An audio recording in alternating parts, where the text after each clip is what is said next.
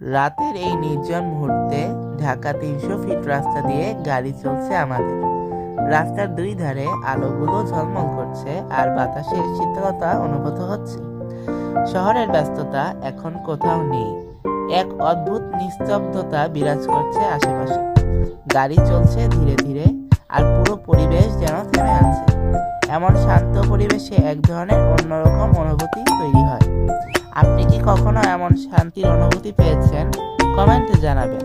এবং যদি ভিডিওটি ভালো লেগে থাকে তাহলে লাইক ও সাবস্ক্রাইব করে বেল বাটনটি অন করে রাখবেন, যেন পরবর্তী ভিডিওগুলো আমাদের দেওয়ার সাথে সাথেই আপনাদের নিকট পৌঁছে যায়। ধন্যবাদ সবাইকে।